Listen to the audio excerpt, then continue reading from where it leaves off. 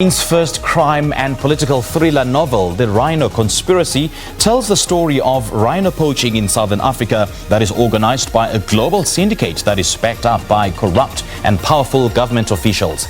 In the book, we are also exposed to anti-poaching activists and conservationists who try to stem out this ploy and combat this scourge to prevent this species from extinction.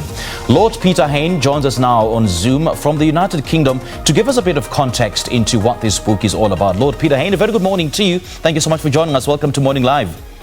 Morning, Simpiwe. There's quite a few books and articles as well as documentaries on rhino poaching. First, let's start with what really propelled you to twist it into a crime and somewhat a political thriller book. Well, it started with my wife Elizabeth and I visiting a safari park in KwaZulu-Natal, Tula Tula, and really enjoying it and seeing these rhinos chomping peacefully away on the grass and the leaves and realizing they were surrounded 24/7 by armed guards, and then understanding from the rangers the sheer extent of what they call the war zones, the firefights between rangers and poachers to try and preserve these precious species.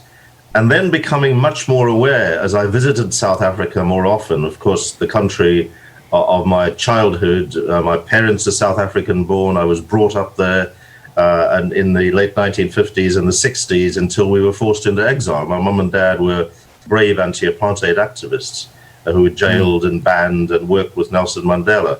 And it was understanding the corruption under President Zuma, former President Zuma, and then looking at the poaching that gave me the idea, well, maybe I could try and write a thriller. And this is what I've done. This is, as you'll have seen, this is The Rhino Conspiracy. And it's about that. It's about a combination of poaching, of precious species, in this case the rhino, and the tremendous organized crime that goes right the way internationally and is supported by corrupt politicians. And that's what the story is about. And you are known for your non-fiction writings. Now, I'm quite interested to know, Lord Peter Hain, about the process of writing and developing some of the fictional characters in this book, especially Thandi Macheke, the Van der Merwes, Moses Khoza, Mkhize, etc. Well, yes. I mean, I have central characters. Thandi Macheke, who you mentioned first, is, if you like, the heroine of the book, a young, feisty, black South African who doesn't accept what many of her friends do. She wants to do something and reclaim the Mandela legacy of justice and equality and equal opportunities and morality and respect for the rule of law. And she's very impetuous. She's very driven, and then she links up, and this is the central core of the book. She links up with a character I call the veteran.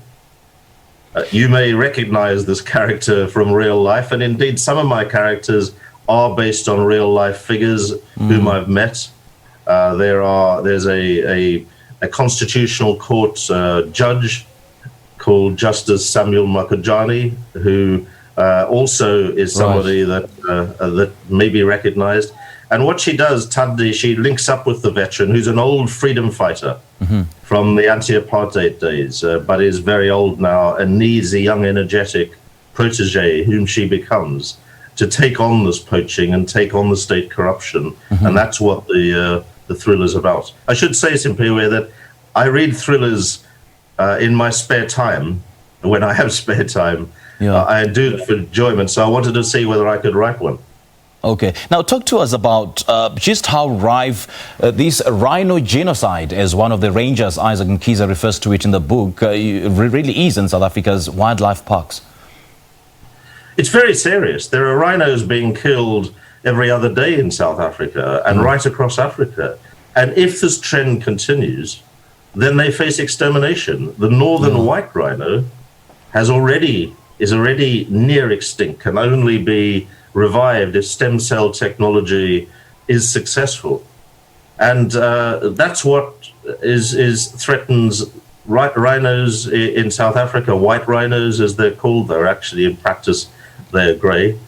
And the cull of rhinos, I mean, I can quote you figures and they're in the book. There were hundreds of thousands of rhinos right across Africa centuries ago, until European settlers hunted them for trophies, for just for fun. And then in the modern era, as I said earlier, it's become organized crime, very serious organized crime, on a par with drug trafficking, human trafficking, worth billions and billions of rands. And the poor African poachers who risk their lives, and I'm not in any way excusing them at all, to put food on the table, the local poachers, at the top of them are these greedy gangs, and feeding them all are in rich playboy elites in Vietnam and China and other parts of East Asia, and some in America as well, who use ground down rhino horn into powder as drug substitutes, aphrodisiacs, hangover cures, all these mystical properties that rhino powder ground down from the horn, because rhino horn's a bit like keratin from our fingernails. It's similar. It's got similar properties. They grind it down into powder and they use it as a cocaine substitute and so on. And they pay massive amounts for it, more than the price of gold per ounce. So this becomes big organized crime, and that's what the thrill is about as well.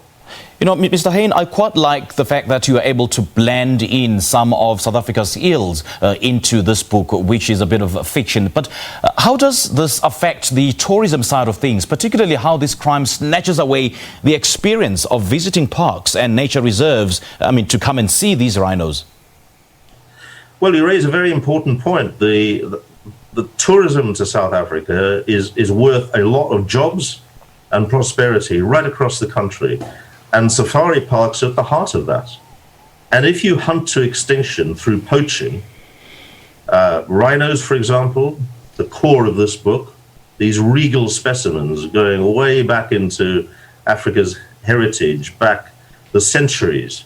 If you hunt them to extinction, then people will stop coming to see them. I mean, Elizabeth and I went to see wildlife in its wonder in part of KwaZulu-Natal, but it could have been many safari parks elsewhere, some of which I've also visited. True. If you hunt to extinction, then what you do is you deprive not only South Africa of a precious heritage, but you stop people coming, paying a lot of money from Europe and elsewhere which is invested and creates jobs in the country. So it's about jobs, daily life, putting food on the table, as well as about protecting the heritage of the country.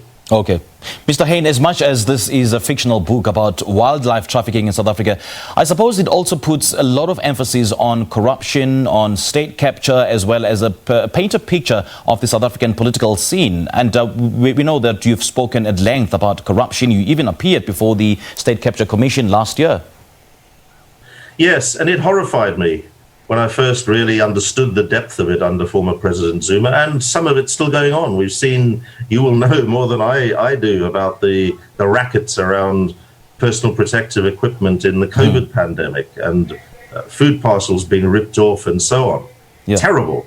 But you know, when Nelson Mandela came to power with his struggle comrades in 1994, and people like me and my late mother and father, who had been very active in the anti-apartheid struggle as I was, not having anything, making anything like the sacrifices that Mandela and his comrades did.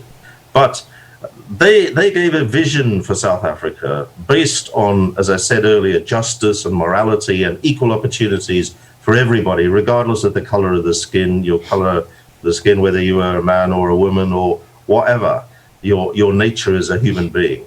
And that was prostituted and betrayed under former President Zuma. Fortunately, President Ramaphosa is trying to do something about it, but a lot of it's still there. And South Africa, I think, as a former South African myself, and not through choice, deprived of living in the country and growing up in the country, through being forced into exile, I think that legacy needs to be reclaimed. And in the book, you know, the figures like Thandi Majeke and Isaac Mkhize and the veteran are trying to do that. And I think they've got most South Africans on their side. So this is a gripping thriller I've tried to write. It's not a dry textbook on corruption or on poaching. All right. Mr. Hain, great chatting to you, and brilliant read this is. And thank you so much for sharing it with us and for chatting to us this morning. Well, joining us on Zoom there is author Peter Hain, and we're just in conversation about his first thriller novel, The Rhino Conspiracy.